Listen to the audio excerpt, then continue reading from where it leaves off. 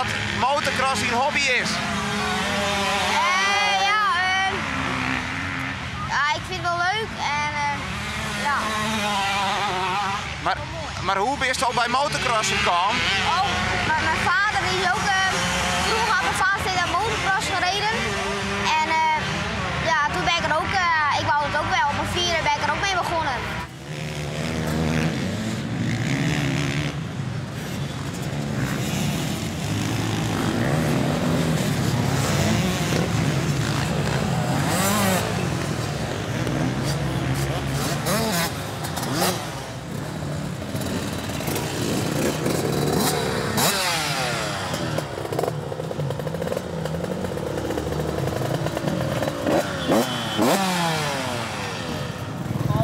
Eén ding moet je wel stellen, dat is geen mietje. Nee. Want ik zeg, die ik echt een paar grote jongens, nou die gaan zo voorbij. Ja. En is het nou ook nog een vette kick? Jawel, ja. En wat vies het mooiste op zo'n parcours? En nou, de heuvels, ja. Dus echt dat springen, hè? Ja.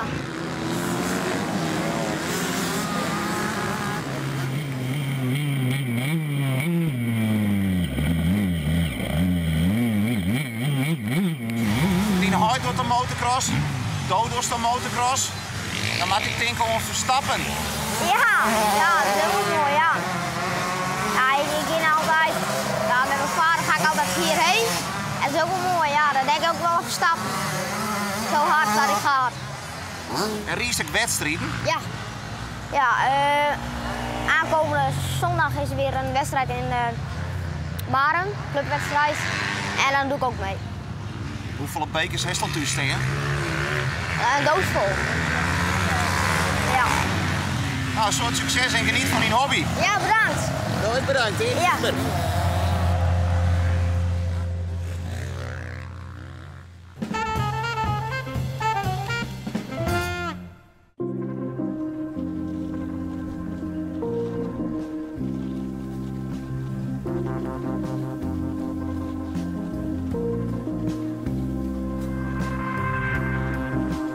We hebben elkaar in 2003 kennengelernd. En toen wie het al gang we op voor de slag in 2004.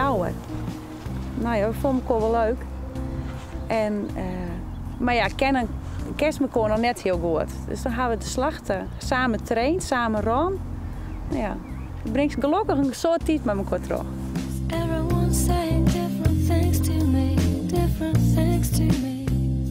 Dat je met een paar hele mooie routes dwars door Friesland toch op plekken komt waar je nooit komt. En dat je echt gewoon uren en uren de tijd hebt om met z'n tweeën over van alles en nog wat te praten. En hoe je over dingen denkt en wat je leuk vindt en wat je niet leuk vindt. En, dus dat kan ik me nog heel goed herinneren.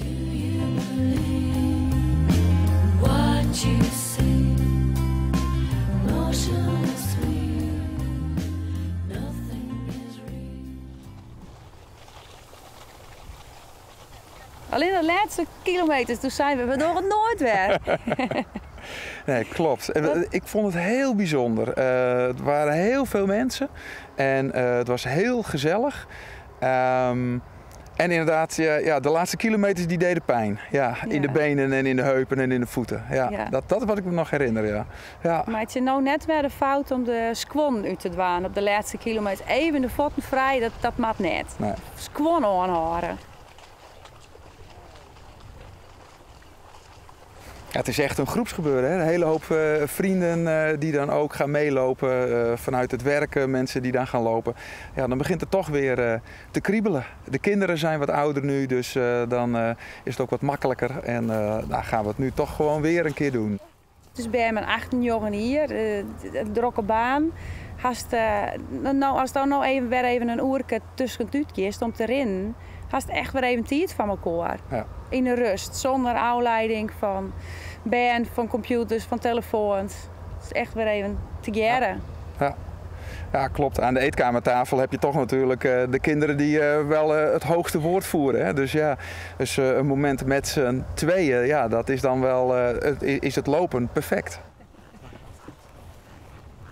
ja, dat weer mooi daar wordt. Ik ben wel heel nieuwsgierig wat er onderwijs al weer gebeurt. Dus ja, dan maak je er weer. Ik denk dat het nou beter gaat dan de vorige keer zelfs.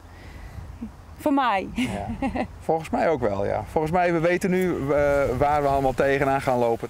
Zeg maar een 30 of 35 kilometer lopen, die begin je op een gegeven moment ook wel te voelen. Dus ja, dan helpt het als je inderdaad goed gezelschap. in goed gezelschap bent. Ja, absoluut.